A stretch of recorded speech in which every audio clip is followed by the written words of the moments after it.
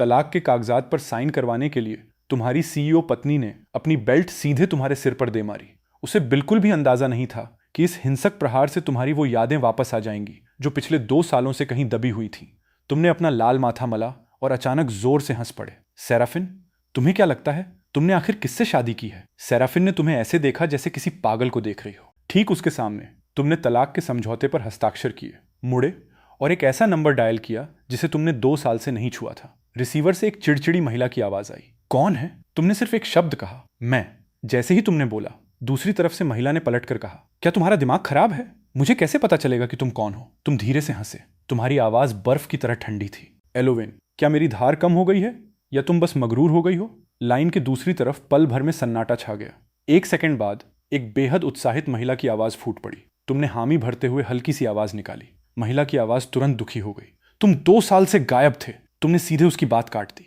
मैंने तुम्हें अपनी लोकेशन भेज दी है, मुझे लेने आ जाओ। अगली सुबह सुबह हीरों से जड़ी एक फेरारी तुम्हारे ठीक सामने आकर रुकी। एक सिल्वर बालों वाली सुंदरी ने तुम्हें जोर से गले लगाने के लिए तुम्हारी तरफ छलांग लगाई, लेकिन तुमने उसे बेरहमी से दूर धकेल दिया और सीधे कार में बैठ गए। एलोवेन ने शिकायत करते हुए अपना पैर पटका। तुम बेरहम इंसान, मैं रातों रात इंग्लैंड से उड़कर आई हूं और तुम मेरे साथ ऐसा बर्ताव कर रहे हो। तुम्हें उसके नखरे उठाने में कोई दिलचस्पी नहीं थी। पिछले 2 सालों में तुम एक पंचिंग बैग का रोल काफी समय तक निभा चुके थे। अब उस अपराधी का शिकार करने का समय आ गया था जिसने तुम्हारी याददाश्त छीनी थी। हालांकि ठीक 2 दिन बाद सेराफिन विला में वापस लौटी, सफर से थकी हुई। उसे लगा था कि उसे अपने पहले प्यार कैसियल के बारे में कोई सुराग मिल गया है, लेकिन वो भी एक बंद गली ही निकली। तुरंत बाद एक नौकर ने उसे वो तलाक का एग्रीमेंट सौंपा जिस पर तुमने साइन किया था। मिस वेन, आपके पति खाली हाथ गए हैं, उन्होंने एक भी चीज नहीं ली। सेराफिन ने वहीं खड़े खड़े ताना मारा। खाली हाथ गया है? यह आदमी सिर्फ सहानुभूति जीतने के लिए पीड़ित बनने का नाटक करना जानता है। उसे पूरा यकीन था कि तुम सड़कों पर भूखे मरते हुए 2 दिन भी नहीं टिक पाओगे। उसने तुरंत आदेश दिया, तलाक की प्रक्रिया तुरंत शुरू करो। लेकिन उसके बोलते ही उसकी असिस्टेंट कमरे में दौड़ती हुई आई। मिस वेन, आपके पति, वो। सेराफिन ने अपनी भौहें सिकोड़ी। क्या वो गिड़गिड़ाता हुआ वापस आ गया? असिस्टेंट ने सिर हिलाया। नहीं, उन्हें इंग्लैंड के सबसे अमीर बिजनेस टाइकून की बेटी एलोवेन के साथ एक होटल में जाते हुए कैमरे में कैद किया गया है और वे पूरी रात बाहर नहीं आए। सेराफिन का चेहरा तुरंत जले हुए बर्तन के तले की तरह काला पड़ गया। इस बीच राजधानी के सबसे एक्सक्लूसिव प्राइवेट क्लब में खूबसूरत औरतों की एक कतार तुम्हारे सामने खड़ी थी। तुम्हें बोरियत न हो, इस डर से एलोवेन ने खास तौर पर तुम्हारा मनोरंजन करने के लिए उन्हें बुलाया था। तुमने अपना वाइन का गिलास घुमाया, सामने खड़ी युवा मॉडल्स को बेहद संतुष्टि से देखते हुए, जैसा कि राजधानी के अमीरों के सबसे बड़े खेल के मैदान से उम्मीद थी। यहाँ की औरतों की खूबसूरती और फिगर टॉप क्लास थे, जो उस घटिया औरत सेराफिन को पूरी तरह टक्कर दे रहे थे। अगर वो अपने पहले प्यार के लिए तुम्हें तलाक दे सकती थी तो तुम बाहर आकर अपने लिए औरतें क्यों नहीं ढूंढ सकते थे? मेरे साथ एक ड्रिंक लो, अगर तुम मुझे खुश करोगी तो मैं तुम सबको रात भर के लिए बुक कर लूंगा। ये सुनकर मॉडल्स ने तुरंत तुम्हारे लिए वाइन डाली और तुम्हारे करीब खिसक आईं। हैंडसम, मुझे तुम्हारे नाम का टोस्ट करने दो। ठीक उसी समय सेराफिन ऊपर एक प्राइवेट रूम में कैमिली के साथ ड्रिंक कर रही थी। कुछ ड्रिंक्स के बाद कैमिली ने अचानक उसे सलाह देते हुए कहा, सेराफिन, तुम इतने सालों से खोज रही हो, अब इसे भूल जाने का समय आ गया है। सेराफिन 5 सालों से कैशियल नाम के उस आदमी की तलाश कर रही थी। उसने डार्क वेब पर $3 बिलियन का इनाम भी रखा था, फिर भी उसका कोई नामो निशान नहीं था। कैमिली सेराफिन की काबिलियत जानती थी। अगर वो इतने सालों बाद भी उसे नहीं ढूंढ पाई थी तो पूरी संभावना थी कि कैसियल अब जिंदा नहीं था। हालांकि कैमिली में ये शब्द उसके मुंह पर कहने की हिम्मत नहीं थी। सेराफिन चुप रही। अपनी बची हुई ड्रिंक एक ही घूंट में पी गई। उसकी गहरी उदास आंखें एक अथाह बर्फीले तालाब जैसी लग रही थीं। कैमिली उसका गुस्सा जानती थी और उसने बात को आगे नहीं बढ़ाया। विषय बदलते हुए उसने पूछा, क्या वालिन सच में तुम्हें तलाक देने के लिए तैयार है? सब जानते थे कि 2 साल पहले जब सेराफिन ने तुम्हारी जान बचाई थी, तुम्हें उससे पहली नजर में प्यार हो गया था। तुम हर दिन उसके पीछे पड़े रहते थे, एहसानमंद होकर अपना सब कुछ उस पर लुटाना चाहते थे। बाद में शादी के लिए अपने परिवार के दबाव से निपटने के लिए सेराफिन ने तुम्हारे साथ शादी रजिस्टर कर ली।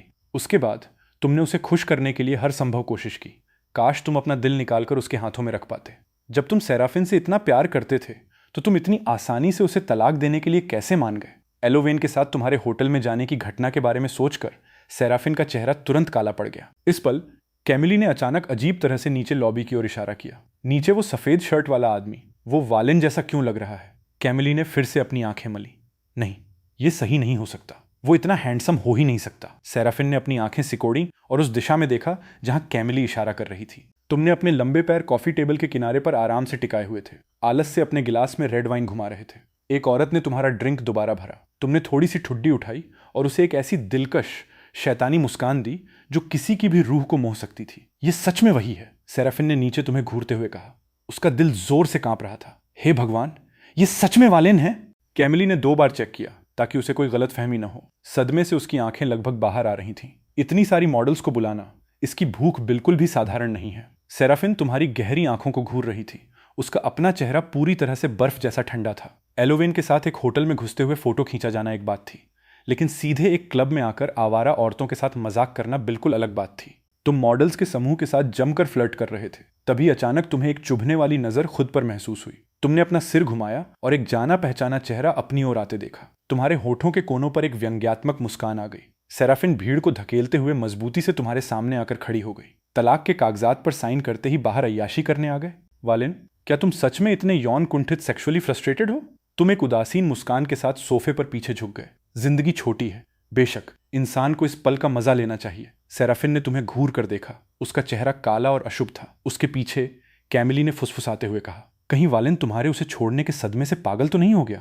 तुमने अपनी दोनों बाहें फैलाईं। 2 युवा मॉडल्स के कंधों पर लपेटते हुए तुम्हारी मुस्कान और भी अधिक आकर्षक हो गई। तुम मजाक कर रही हो कैमिली। लंबी टांगों वाली सुंदरियां, कोमल स्वीट हार्ट्स और प्यारी लड़कियां, क्या ये शानदार नहीं है? मैं एक घटिया औरत के लिए पूरा जंगल क्यों छोड़ दूं? कैमिली पूरी तरह से स्तब्ध थी। तुमने सच में सेराफिन को एक घटिया औरत कहा? क्या ये वही वालेन था जिसे वो जानती थी? सेराफिन तुम्हें घूर रही थी। तुम्हारी हर बाह में एक औरत थी। उसका चेहरा बेहद बदसूरत भाव में बदल रहा था। इस समय के तुम उस कायर दब्बू लूजर से बिल्कुल अलग थे, जो पहले कुछ भी होने पर अपने स्वाभिमान का घूंट पी जाता था। क्या सीईओ वेन को भी लगता है कि मैं गलत हूं? तुमने उसकी नजरों से नजरें मिलाई। तुम्हारी आंखों में उकसावे की एक चमक थी। किनारे खड़ी अन्य मॉडल्स को देखकर तुमने एक आकर्षक मुस्कान के साथ अपनी उंगली से इशारा किया। तुम इतनी दूर क्यों खड़ी हो? इधर आओ और मेरे लिए एक ड्रिंक डालो। मॉडल्स बस बैठने ही वाली थीं कि अचानक एक चुभने वाली नजर उनकी ओर पड़ी। सेराफिन धीमी आवाज में गुर्राई। मॉडल्स इतनी डर गईं कि उनके पैर कांपने लगे और वे तुरंत वहां से भाग गईं।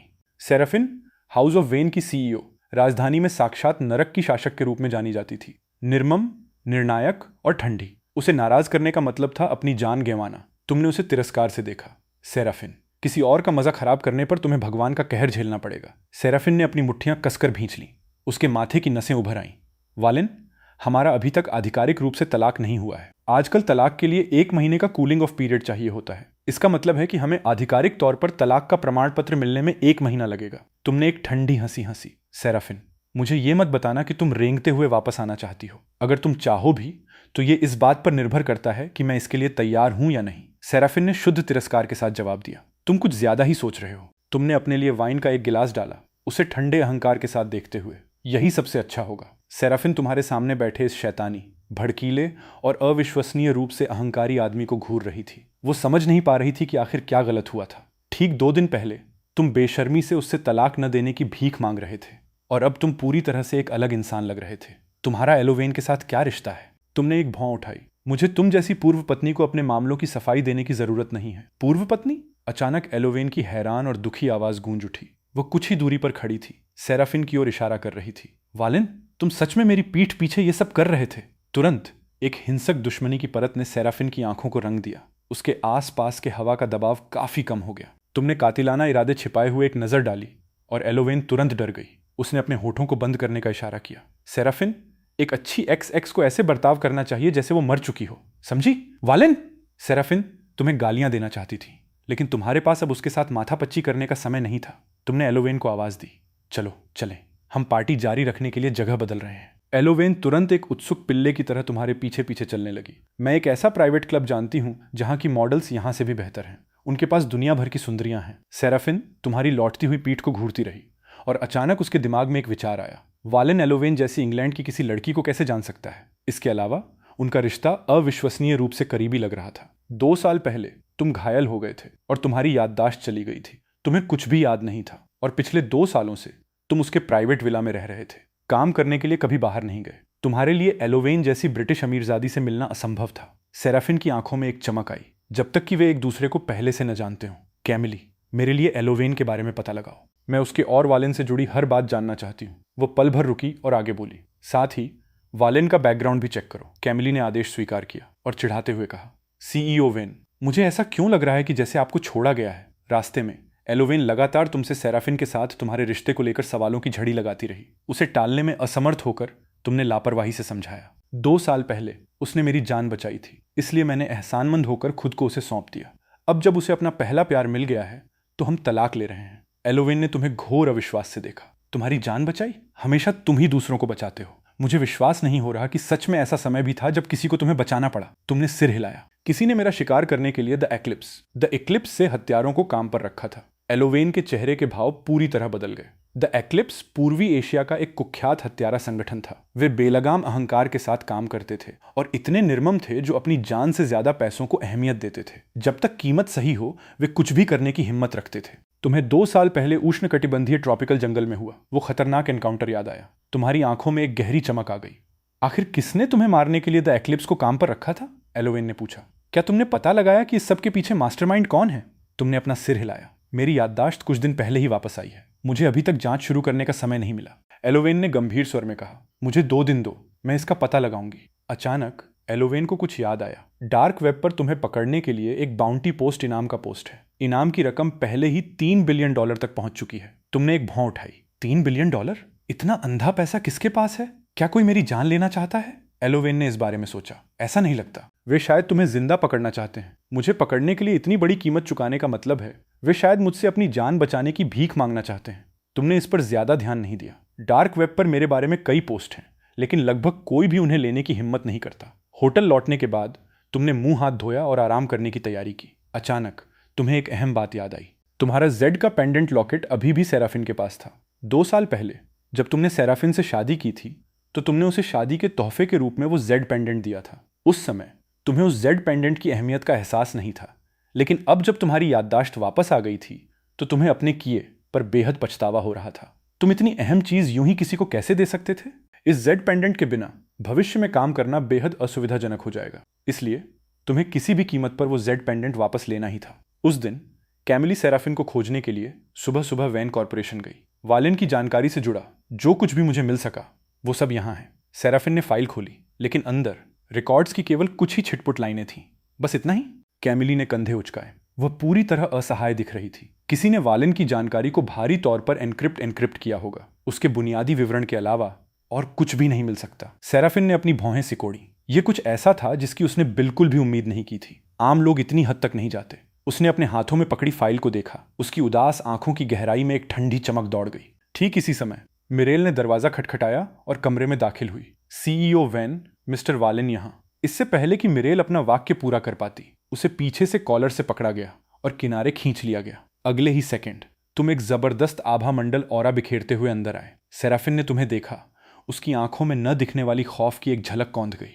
आज तुमने कमर पर कसकर बंधी एक लंबी काली ट्रेंच कोट पहनी हुई थी। जैसे ही तुम चले, तुम्हारा लंबा सीधा पोस्चर एक मजबूत देवदार के पेड़ जैसा लग रहा था। उदासी के बीच भी तुम एक खतरनाक आकर्षक आकर्षण बिखेर रहे थे। वालेन, कैमिली ने तुम्हें देखा पिछली रात नाइट क्लब में तुम्हारे शानदार कारनामे को याद करते हुए। तुमने उसे नजरअंदाज किया और सीधे सेराफिन के पास गए। मेरा जेड पेंडेंट वापस करो। सेराफिन तुम्हें घूरती रही। उसने देखा कि तुम्हारा आभा मंडल पहले से पूरी तरह से अलग था और वो झिझकी। कौन सा जेड पेंडेंट? तुमने ठंडी मुस्कान के साथ कहा, यह अच्छी तरह जानते हुए कि सेराफिन पक्का भूल गई होगी।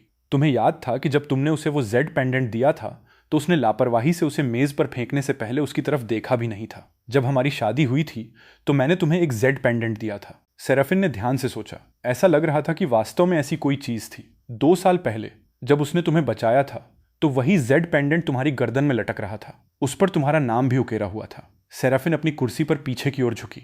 तुम मुझसे सिर्फ वो जेड पेंडेंट वापस मांगने आए हो? तुमने अपनी बाहें मोड़ ली और उसकी तरफ देखा। और क्या? सेराफिन, तुमने ये तो नहीं सोच लिया कि मैं यहां हमारे वापस एक होने की भीख मांगने आया हूं, है ना? सेराफिन ने तुम्हें काले भाव से घूरा। अच्छा है कि तुमने ऐसा नहीं किया। मेरा जेड पेंडेंट सौंप दो। तुम्हारे पास उस पर अपना वक्त बर्बाद करने का समय नहीं था और तुमने एक बार फिर अपना हाथ आगे बढ़ाया। सेराफिन ने तुम्हें एक हल्की सी नजर दी। मैंने उसे बहुत पहले फेंक दिया था। फेंक दिया? उसने सच में तुम्हारा जेड पेंडेंट फेंक दिया था। सेराफिन भावहीन रही। क्या मैं वो सब कुछ रखने के लिए बाध्य हूं जो तुम मुझे देते हो? तुमने अपनी हथेली जोर से मेज पर दे मारी। तुम्हारा चेहरा गुस्से से पीला पड़ गया। सेराफिन, तुमने उसे कहां फेंका? सेराफिन ने अभी भी अपना भावहीन मुखौटा बनाए रखा। मैं भूल गई। तुमने अपनी मुट्ठियां कस ली। तुम्हारी गहरी आंखें सेराफिन पर टिकी थी। तुम्हारे दिल में एक कातिलाना इच्छा उमड़ रही थी। सेराफिन ने उस कातिलाना इरादे को तुरंत भांप लिया जो तुम्हारी आंखों में कौंधा था और उसे यह और भी अधिक मनोरंजक लगा। उनकी 2 साल की शादी में यह पहली बार था जब उसने तुम्हें इतना क्रोधित देखा था। तुम दोनों कुछ देर तक इस तरह एक दूसरे से नजरें मिलाए खड़े रहे। अचानक तुम हंसने लगे। सेराफिन, मैं तुम्हें 10 दिन का समय दे रहा हूं। अगर तुम मेरा जेड पेंडेंट नहीं खोज पाई तो मैं अदालत जाकर तलाक की अर्जी वापस ले लूंगा। इस 1 महीने के तलाक के कूलिंग ऑफ पीरियड के दौरान, जब तक कोई भी पक्ष तलाक से असहमत होता है, वे नागरिक मामलों के ब्यूरो में जाकर इसे किसी भी समय वापस ले सकते हैं। सेराफिन सन्न रह गई। उसका चेहरा तुरंत काला पड़ गया। वो जानती थी कि तुम इतनी आसानी से तलाक के लिए सहमत नहीं होगे। क्या जेड पेंडेंट? ये पक्का कोई बहाना था जो तुमने पहले से ही प्लान किया था। ये साजिश रचने वाला आदमी। तुमने अपनी बाहें बांध लीं। तुम्हारी मुस्कान और भी चौड़ी हो गई। जब तक मैं तलाक के लिए सहमत नहीं होता, तुम्हारा पहला प्यार एक प्रस्तुत न किए जा सकने वाले नाजायज रिश्तेदार से ज्यादा कुछ नहीं होगा। वो अपने पहले प्यार से बहुत प्यार करती थी। वो भला कैसे उसे घर तोड़ने वाला बनने दे सकती थी? सेराफिन ने तुम्हें बर्फीली आंखों से घूरा। वालिन, मेरी बात ध्यान से सुनो। मैं ये तलाक हर हाल में लेकर रहूंगी। तुमने ठंडी हंसी हंसी। तो फिर जल्दी करो और मेरा जेड पेंडेंट ढूंढो। अगर तुम जेड पेंडेंट नहीं ढूंढ पाई तो मैं पूरे वेन कॉर्पोरेशन से इसकी कीमत वसूल करूंगा। सेराफिन, ये एकमात्र मौका है जो मैं तुम्हें दे रहा हूं। इतना कहने के बाद तुमने उसे चेतावनी भरी नजर से देखा और साफ तौर पर वहां से जाने के लिए मुड़ गए। जैसे ही तुम ऑफिस से बाहर निकले, तुमने महंगे कपड़े पहने एक आदमी को अपनी ओर आते देखा। तुम्हें सेराफिन के ऑफिस से बाहर आते देख ड्रेवन 1 सेकंड के लिए स्तब्ध रह गया और फिर उसने सीधे तुम्हारी ओर इशारा करते हुए गुस्से से चिल्लाया, वालेन, तुम यहां क्या कर रहे हो? तुमने एक भौं उठाई। ड्रेवन, हाउस ऑफ क्रॉफ्ट का सबसे बड़ा युवा मास्टर, सेराफिन के कई चाहने वालों में से एक। जब से तुमने सेराफिन से शादी की थी, उसने तुम्हारे दरवाजे पर आकर परेशानी खड़ी करने का कोई भी मौका नहीं छोड़ा था। तुमने बिना किसी लिहाज के पलटकर जवाब दिया। तुम्हें इससे क्या मतलब? अतीत में सेराफिन को खुश करने के लिए तुमने अपने असली स्वभाव को दबा लिया था। एक अच्छे और समझदार पति बनने की कड़ी मेहनत की थी। हर बार जब ड्रेवन लड़ने आता था तो तुम या तो चुपचाप सह लेते थे या संभव हो तो उससे बचते थे। लेकिन अब तुम्हारी इसे और बर्दाश्त करने की कोई भी इच्छा नहीं थी। ड्रेवन ने कभी उम्मीद नहीं की थी कि तुम, जो हमेशा कायर और आसानी से दबने वाले रहे थे, सच में उससे इस तरह बात करने की हिम्मत करोगे। गुस्से से उसके चेहरे का रंग बदल गया। वालेन, सेराफिन तुम्हें पहले ही तलाक दे चुकी है। तुम अभी भी बेशर्मी से उसके पीछे क्यों पड़े हो? तुम बेशर्म आदमी, जानबूझकर इतना सज धज कर आए हो। तुम पक्का सेराफिन को फंसाने की कोशिश कर रहे हो। तुमने अपने होठों को घुमाकर एक दुष्ट मुस्कान दी। मिस्टर क्रॉफ्ट, सेराफिन और मुझे अभी तक हमारा तलाक का सर्टिफिकेट नहीं मिला है, इसलिए हम वर्तमान में अभी भी कानूनी रूप से शादीशुदा हैं। ड्रेवन ने अहंकारी मुद्रा के साथ तुम्हारी नाक पर इशारा किया। तो क्या हुआ अगर तुम कानूनी रूप से शादीशुदा हो? सेराफिन जिसे पसंद करती है वो तुम वैसे भी नहीं हो। तुमने अपनी आंखें घुमाई। इससे कोई फर्क नहीं पड़ता कि वो मुझे पसंद करती है या नहीं। मायने ये रखता है कि जब तक मैं उसे तलाक नहीं देता, मैं ही असली और वैध मिस्टर वेन हूं। ड्रेवन इतना गुस्से में था कि वो तुम्हारे चेहरे पर मुक्का मारना चाहता था। मैंने तुम्हारे जैसे बहुत से आदमी देखे हैं। तुम केवल पैसों के लिए तलाक को खींच रहे हो, है ना? ये कहते हुए ड्रेवन ने अपनी जेब से एक चेक निकाला और उसे ठीक तुम्हारे चेहरे पर फेंक दिया। ये लो 1 मिलियन, पैसे लो और यहां से जितना दूर जा सकते हो दफा हो जाओ। अपनी आंखें सिकोड़ते हुए तुमने बेहद अहंकारी ड्रेवन की ओर देखा और आलस से चेक उठाया। 1 मिलियन? तो मुझे लगता है कि मैं उसे 1 घंटे के लिए छोड़ सकता हूं। ड्रेवन ने तुम्हें घूरा। 1 घंटे से तुम्हारा क्या मतलब है? मैं चाहता हूं कि तुम हमेशा के लिए सेराफिन को छोड़ दो। क्या तुम पागल हो? तुम्हें सच में लगता है कि 1 मिलियन कम है? तुमने अपनी जुबान से आवाज टियस्क निकाली। मिस्टर क्रॉफ्ट, महज 1 मिलियन, और तुम सच में इसे पेश करने की हिम्मत कर रहे हो? अपनी कलाई के झटके के साथ तुमने वो चेक हवा में उछाल दिया। कागज का किनारा एक तेज ब्लेड की तरह काम कर गया और उसने ड्रेवन के चेहरे पर खून से भरा एक कट लगा दिया। ड्रेवन ने अपने जलते हुए चेहरे को पकड़ लिया। अपनी हथेली को नीचे देखा तो वो खून से सनी हुई थी। मेरा चेहरा! वालेन, तुमने सच में मेरा चेहरा काटने की हिम्मत की? मैं तुम्हें जान से मार दूंगा। तुमने उसे नीची नजर से देखा। सिर्फ तुम? तुम्हारे पूरे शरीर से दुनिया पर राज करने वाले किसी सम्राट जैसा दबदबा निकल रहा था। 2 साल पहले उष्णकटिबंधीय जंगल में बेहतरीन ट्रेनिंग लिए हुए उन पागल कुत्तों का झुंड भी तुम्हें नहीं मार पाया था। तो उसकी क्या बिसात? भाड़ में जाओ। अपनी औकात से ज्यादा उछल रहे हो। घबराए हुए और गुस्से में पागल ड्रेवन ने अपनी मुट्ठी उठाई और पूरी ताकत से तुम्हारे चेहरे पर वार किया। हालांकि इससे पहले कि उसका हाथ तुम्हें छू पाता, तुमने उसे मजबूती से अपनी पकड़ में ले लिया। तुरंत उसके बाद हड्डी टूटने की एक तेज आवाज स्नैप आई और ड्रेवन किसी काटे जा रहे सुअर की तरह चीख उठा और भारी शरीर के साथ घुटनों के बल गिर पड़ा। उसका दाहिना हाथ एक अजीब मुड़ी हुई दिशा में लटक गया था। तुमने जमीन पर घुटने टेके ड्रेवन की ओर अहंकार से नीचे देखा, एक भौं उठाते हुए और हंसते हुए कहा, अगर तुमने अभी भी सबक नहीं सीखा तो अगली बार सिर्फ एक हाथ तोड़कर मैं रुकने वाला नहीं हूं। तभी तुम्हारे पीछे से सेराफिन की बेहद गुस्से से भरी आवाज गूंजी। वालेन, तुम क्या कर रहे हो? जैसे ही ड्रेवन ने सेराफिन को देखा, उसे लगा जैसे उसने अपने रक्षक को देख लिया हो। सेराफिन, मुझे बचाओ! वालेन मुझे मारने की कोशिश कर रहा है। तुमने सेराफिन की तरफ देखने के लिए अपना सिर घुमाया और अपने हाथ झाड़े। क्या तुम देख नहीं सकती? मैं कचरा बाहर निकाल रहा हूं। सेराफिन के पास तुम्हारे साथ बेकार की बातें करने का समय नहीं था और उसने तुरंत लोगों को ड्रेवन को अस्पताल ले जाने का आदेश दिया। फिर उसने तुम्हें हुक्म दिया, अस्पताल जाओ और ड्रेवन से माफी मांगो। क्रॉफ्ट और वेन परिवारों के अच्छे रिश्ते हैं और वे व्यापार में सहयोग करते हैं। ड्रेवन क्रॉफ्ट परिवार का इकलौता बेटा भी है जो बचपन से ही बिगड़ा हुआ है। उसे चोट पहुंचाने की वजह से क्रॉफ्ट परिवार इसे इतनी आसानी से नहीं जाने देगा। तुमने सेराफिन को उस नजरों से घूरा जो आमतौर पर मंदबुद्धि लोगों के लिए रखी जाती है। क्या वो माफी के लायक है? बिना एक भी शब्द और कहे तुम सीधे मुड़े और जाने की तैयारी करने लगे।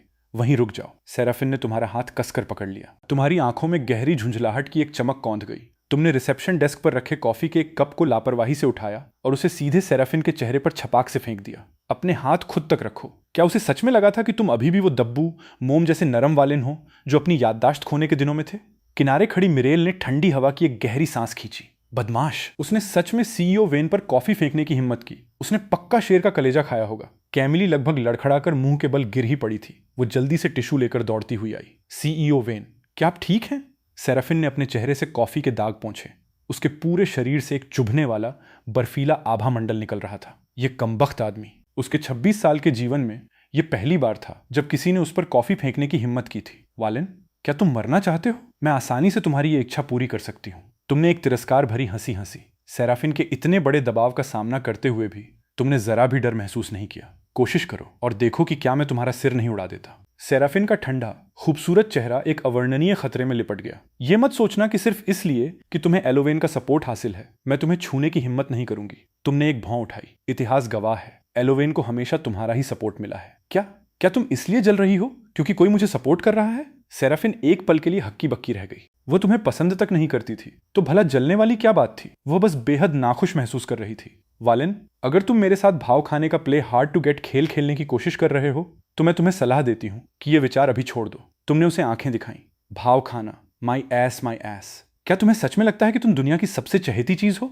सेराफिन के चेहरे पर काले भाव थे जब वो तुम्हारी लौटती हुई पीठ को देख रही थी। तुम्हारे जाने के बाद ही कैमिली ने सेराफिन के पास जाने की हिम्मत की। क्या ये सच में वही वालेन है जो तुम्हें पागलों की तरह प्यार करता था? क्या उसके शरीर पर किसी और का कब्जा हो गया है? सेराफिन भी समझ नहीं पा रही थी। बस कुछ ही दिनों में तुम इतने अचानक कैसे बदल सकते हो? वेन कॉर्पोरेशन से निकलने के बाद तुम अपने होटल लौट आए और कुछ ही देर बाद तुम्हें सिल्वेन का फोन आया। सिल्वेन सेराफिन का छोटा भाई था। उसे अभी अभी तुम्हारी बहन से तुम्हारे तलाक के बारे में पता चला था और इस डर से कि तुम इसे ज्यादा दिल पर न ले लो उसने तुम्हें खरीदारी करने और रिलैक्स करने के लिए बाहर बुलाया। सिल्वेन वेन परिवार का इकलौता व्यक्ति था जो तुम्हारे साथ अच्छा व्यवहार करता था और याददाश्त जाने के बाद वो तुम्हारा एकमात्र दोस्त भी था।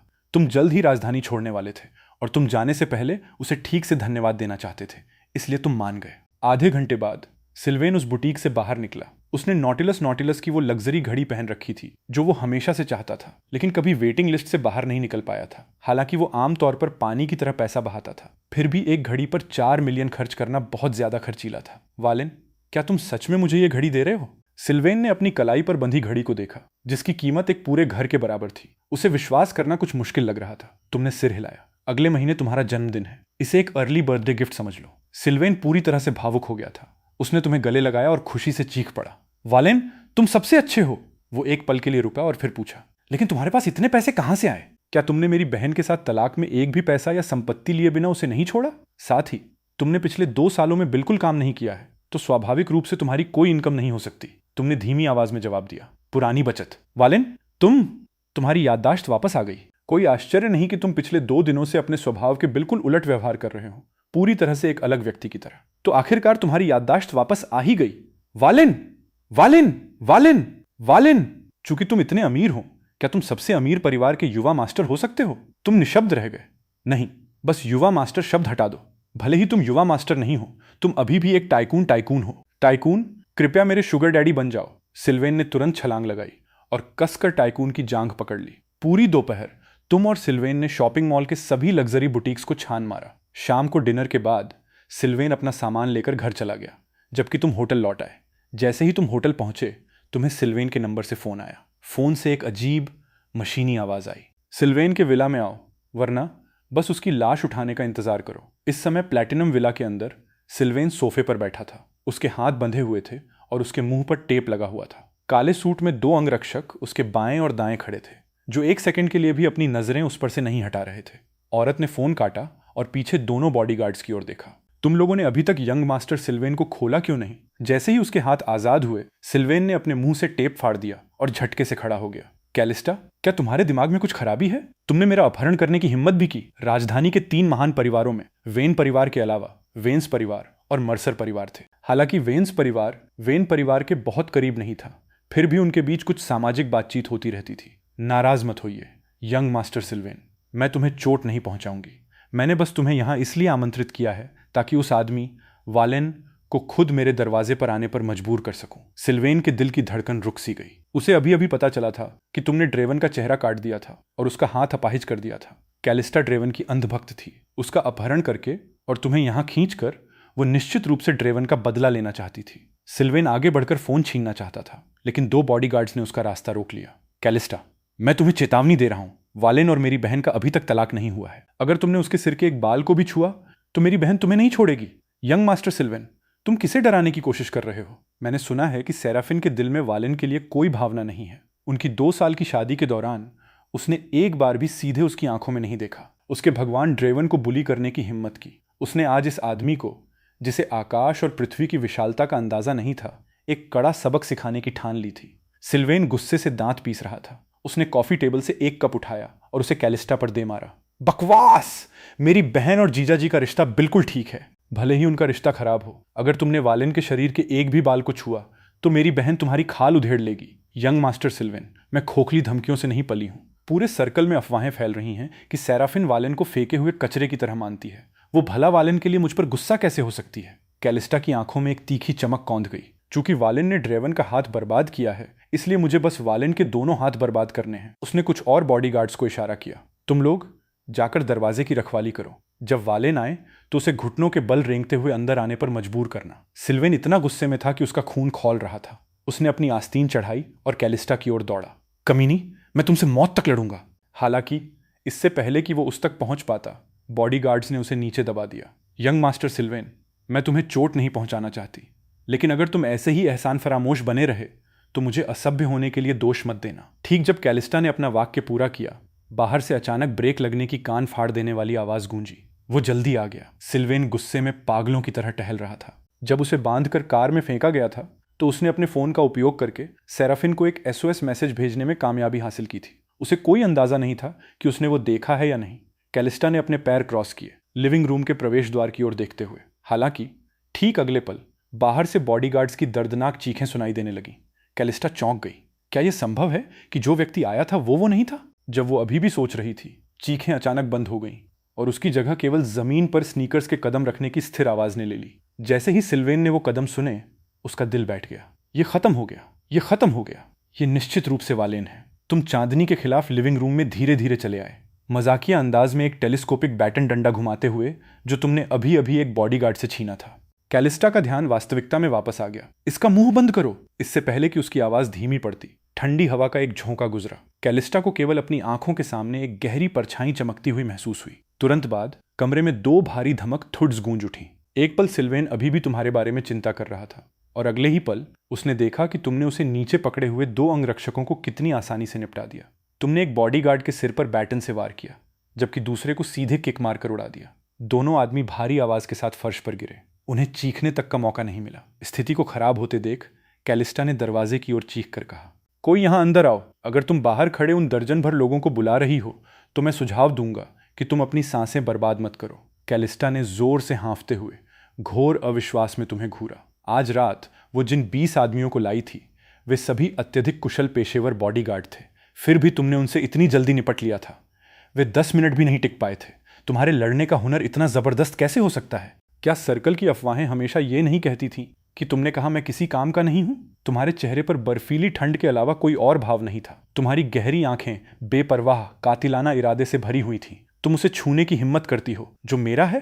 तुम मौत को दावत दे रही हो। तुम्हारी नजरों के नीचे कैलिस्टा ने सुन्न कर देने वाली दहशत महसूस की। तुमसे निकलने वाली जबरदस्त आभामंडल ऑरा ने उसके लिए सांस लेना लगभग असंभव बना दिया था। नहीं, मैं पीछे नहीं हट सकती। अगर मैं ड्रेवन का बदला नहीं ले सकती तो मैं उसे अपना चेहरा कैसे दिखा पाऊंगी? मुझे एक कायर लूजर से क्यों डरना चाहिए? कैलिस्टा ने अपनी हिम्मत जुटाई। वालेन, तुमने ड्रेवन का चेहरा और हाथ बर्बाद कर दिया। अब अगर तुम अपना खुद का चेहरा बर्बाद कर लेते हो और अपने दोनों हाथ अपाहिज कर लेते हो तो मैं तुम्हें जाने दूंगी। तुम्हारे होठों के कोने ऊपर की ओर मुड़ गए और तुम लगभग हिस्टीरियाई पागलों की तरह अंदाज में हंसे। ये अब तक का सबसे मजेदार जोक है जो मैंने सुना है। सिल्वेन ने जल्दी से तुम्हारा हाथ पकड़ लिया। वालेन, चलो चलते हैं। तुमने अपने हाथ में खून से सने बैटन से खेला। चूंकि मैं पहले ही यहां आ चुका हूं तो क्या बस यूं ही चले जाना बहुत बोरिंग नहीं होगा?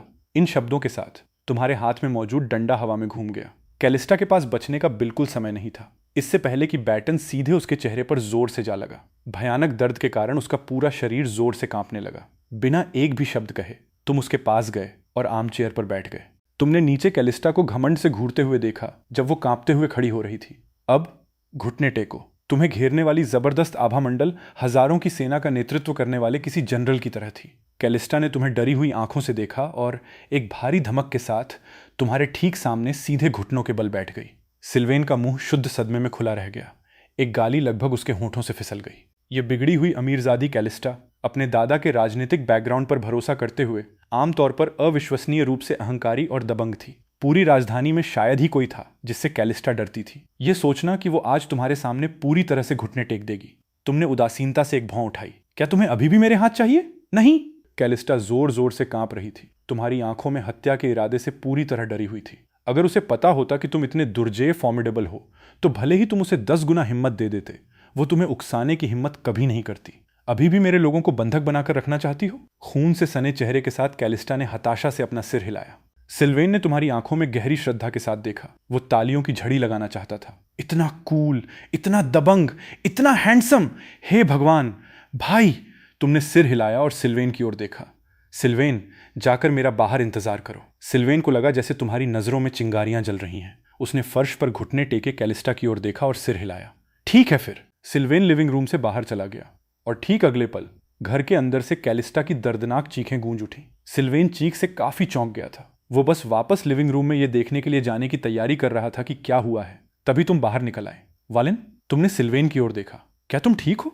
मैं ठीक हूं। सिल्वेन ने सिर हिलाया। यह देखकर कि तुम पर एक भी खरोंच नहीं आई है, उसने अंततः राहत महसूस की। वालेन, क्या तुमने? सिल्वेन ने लिविंग रूम की ओर देखा और गला काटने का इशारा किया। तुमने धीमी आवाज में जवाब दिया, मैंने आज रात कोई जानलेवा वार नहीं किया। वो मेरे हाथों मरने के लायक नहीं है। सिल्वेन आंगन के बाहर तुम्हारे पीछे पीछे गया और उसने 1 दर्जन से अधिक बॉडीगार्ड्स को जमीन पर बेतरतीब ढंग से पसरे हुए देखा। वालेन ने इन सभी को अकेले निपटा दिया? उसने तुम्हें पूरी श्रद्धा के साथ देखा। तुम्हें एक बड़ा थम्स अप दिया। वालेन, तुम्हें किस तरह की चापलूसी पसंद है? मैं अभी तुम पर इसकी बौछार कर दूंगा। तुमने एक शानदार मुस्कान बिखेरी। तुम बस बोलने ही वाले थे कि तुमने एक मेबैक, मेबच और एक बेंटली को एक साथ तुम्हारी दिशा में आते देखा। ये मेरी बहन है। सिल्वेन ने एक कार को पहचान लिया और उछलकर जोर से चिल्लाया, सेराफिन! सेराफिन! मैं यहां हूं! दोनों कारें एक ही समय पर तुम्हारे सामने आकर रुकी। तुरंत बाद मेबैक के दरवाजे खुले। उसके चेहरे से डराने वाली ठंडक निकल रही थी जो लोगों को दूर रखती थी। सेराफिन ने सिल्वेन को देखा जो कंगारू की तरह खुशी से उछल रहा था और ऐसा बिल्कुल नहीं लग रहा था कि किसी ने उसे बुली किया हो। फिर उसने अपनी नजर तुम्हारी ओर डाली। तुम यहां क्या कर रहे हो? तुम दुष्टता से मुस्कुराए। किसी ने मुझे फोन किया और कहा कि अगर मैं नहीं आया तो मुझे सिल्वेन की लाश उठाने का इंतजार करना चाहिए। सिल्वेन ने सेराफिन का हाथ खींचा। दीदी, तुम्हें सच में मेरे जीजाजी को धन्यवाद देना चाहिए। अगर वे मुझे बचाने के लिए समय पर नहीं आते तो मैं आज गंभीर खतरे में होता। तुमने शांति से जवाब दिया, मुझे धन्यवाद देने की जरूरत नहीं है। वो लोग शुरू से ही मुझे निशाना बना रहे थे। जैसे ही तुम्हारी आवाज धीमी पड़ी, बेंटले में बैठा व्यक्ति भी बाहर आ गया। वो औरत लगभग सेराफिन की उम्र की लग रही थी, बेहतरीन नैन नक्श और नाक के पुल पर टिके पतले फ्रेम वाले चश्मे के साथ। उसका आभा मंडल पेशेवर और सलीकेदार था, जो एक दूर रहने वाली ठंडक और एलीट उपस्थिति बिखेर रहा था। एस्टोरिया ने सिल्वेन और तुम्हें देखा, थोड़ा सिर हिलाते हुए। यंग मास्टर सिल्वेन और मिस्टर वेन को चौंकाने के लिए माफी चाहूंगी। सिल्वेन ने ठंडी सांस ली। एक ही पिता से पैदा होने के बावजूद बड़ी बहन एस्टोरिया हर मायने में कैलिस्टा से कहीं बेहतर थी। एस्टोरिया ने गेट पर बेहोश पड़े बॉडीगार्ड्स को देखा और बर्फीले भाव से आदेश दिया, उस निकम्मी लड़की से कहो कि वो अभी बाहर निकले। इस जाहिल बेवकूफ ने सेराफिन के छोटे भाई का अपहरण करने और उसके पति के खिलाफ साजिश रचने की हिम्मत की थी। वो सीधे सीधे मौत को दावत दे रही थी। एस्टोरिया के असिस्टेंट ने आदेश स्वीकार किया और तेजी से घर में दौड़ा, लेकिन वो बहुत जल्दी वापस बाहर आ गया। बड़ी मालकिन, छोटी मालकिन। वो एस्टोरिया का चेहरा थोड़ा बदल गया। उसे क्या हुआ? छोटी मालकिन की बाईं छोटी उंगली कट गई है और दर्द के मारे वो बेहोश हो गई हैं। एस्टोरिया के भाव पूरी तरह बदल गए और सेराफिन भी सन्न रह गई। सहज रूप से उसने तुम्हारी ओर देखा। तुमने कैलिस्टा की उंगली काट दी थी। एस्टोरिया ने तुम्हें देखा। क्या ये तुमने किया है? तुमने उसकी नजरों का सामना किया। तुम्हारा लहजा असाधारण रूप से अहंकारी था। हाँ, मैंने किया। केवल एक उंगली काटना तो उसे सस्ते में छोड़ देना था। सिल्वेन ने तुम्हें घोर अविश्वास में देखा। वालेन ने सच में कैलिस्टा की एक उंगली काट दी थी। कोई आश्चर्य नहीं कि वालेन ने उसे पहले बाहर जाने के लिए कहा था। यह उसे डरने से बचाने के लिए था। वालेन इतना ज्यादा प्यारा कैसे हो सकता है? एस्टोरिया ने अपनी मुट्ठियां कस लीं और तुम्हें घूरने लगी। वह आज से पहले तुमसे नहीं मिली थी, लेकिन उसने अफवाहें सुनी थी। हर कोई दावा करता था कि सेराफिन का पति एक कायर, दब्बू लूजर था जिसे हाई सोसाइटी में पेश नहीं किया जा सकता था। फिर भी अब इस तथाकथित लूजर ने उसकी बहन की उंगली काट दी थी। मिस्टर वेन, तुमने एस्टोरिया को बीच में ही टोक दिया। कृपया मुझे मिस्टर वालेन कहकर बुलाएं। तुमने एक भौं उठाई, सेराफिन की ओर तिरछी नजर डाली और जोर देते हुए कहा, मेरा वर्तमान में उसके साथ बिल्कुल कोई रिश्ता नहीं है। सेराफिन ने अपने दांत जोर से पीसे। उसकी स्याह काली आंखों में धीरे धीरे बर्फ जमने लगी। क्या यह आदमी उनके बीच एक स्पष्ट रेखा खींचने के लिए इतना बेताब था? सिल्वेन ने अपनी ही बहन की ओर देखा। क्या वही नहीं थी जिसने वालेन को उसे तलाक देने के लिए मजबूर किया था? अब वो ऐसी क्यों लग रही थी जैसे उसे छोड़ा गया हो? कितनी अजीब बात है। तुमने सेराफिन की ओर अपनी आंखें घुमाई। उनके साथ उलझते रहने में तुम्हें कोई दिलचस्पी नहीं थी। इस प्रकार तुमने बेपरवाही से कहा, मिस वेंस, अगर आप अपनी बहन का बदला लेना चाहती हैं तो मैं किसी भी समय इंतजार करूंगा। तुम रुके और मुस्कुराते हुए आगे कहा, मैं आपको विनम्रता से याद दिला दूं, बेहतर होगा कि आप अपने साथ और ज्यादा लोग लाएं। एस्टोरिया ने भौहें सिकोड़ी। यह आदमी हद से ज्यादा अहंकारी था। अपनी बात कहने के बाद तुम सीधे सड़क किनारे खड़ी स्पोर्ट्स कार में बैठ गए। इंजन की दहाड़ के साथ कार किसी छोड़े गए तीर की तरह आगे बढ़ गई। अरे वालेन! जब तक सिल्वेन ने प्रतिक्रिया दी तब तक वो केवल दूरी में गायब होती। लाल टेल लाइट्स ही देख सका। सिल्वेन इतना उत्साहित था कि वो लगभग उछल रहा था। दीदी, मैं तुम्हें बता दूं, वालेन आज रात बिल्कुल अविश्वसनीय था। उसने अकेले ही कैलिस्टा के बॉडीगार्ड्स की चटनी बना दी। सेराफिन ने उस दिशा में देखा जहां तुम गए थे। उसकी गहरी आंखें धीरे धीरे एक अप्रत्याशित रहस्यमयी धुंध में घिर गईं। इस बीच अभी अभी तुम्हारे दबंग बेलगाम बर्ताव को याद करते हुए एस्टोरिया के दिल में सच में थोड़ी दिलचस्पी पैदा हो गई। उसने न केवल उसकी बहन की उंगली काट दी, बल्कि उसने बिना एक भी खरोंच खाए इतने सारे बॉडीगार्ड्स को भी बेअसर कर दिया। यह आदमी बिल्कुल भी साधारण नहीं है। सेराफिन, तुम्हारे इस पूर्व पति ने सच में मुझे उसे एक नए नजरिए से देखने पर मजबूर कर दिया है। इससे पहले कि सेराफिन बोल पाती, सिल्वेन ने पलट कर जवाब दिया, एस्टोरिया, मेरे जीजाजी के बारे में कोई भी विचार मत पालना। उनका और मेरी बहन का अभी तक तलाक नहीं हुआ है। एस्टोरिया ने आधी मुस्कान दी।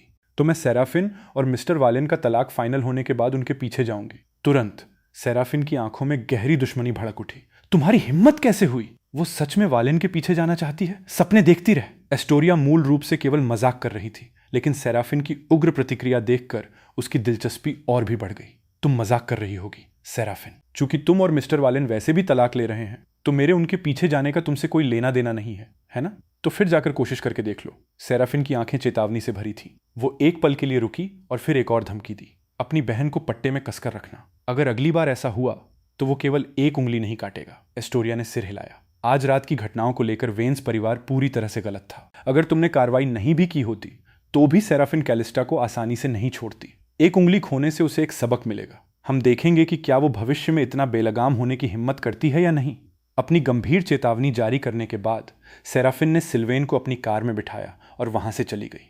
कार में बैठते ही सिल्वेन ने लगातार बकबक करना शुरू कर दिया। वो एस्टोरिया सच में तुम्हारे पति को चुराना चाहती थी। हालांकि उसका चेहरा काफी अच्छा है, फिर भी वो तुम्हारे सामने फीकी है। वालेन पक्का उसके झांसे में नहीं आएगा। दीदी, तुम तलाक के बारे में दोबारा विचार क्यों नहीं करती? वालेन सच में एक बहुत अच्छा आदमी है। अब उसकी याददाश्त वापस आ गई है। वो अमीर है, हैंडसम है, उसका शरीर बहुत अच्छा है और उसके लड़ने की स्किल्स भी बहुत कूल हैं। तुमने क्या कहा?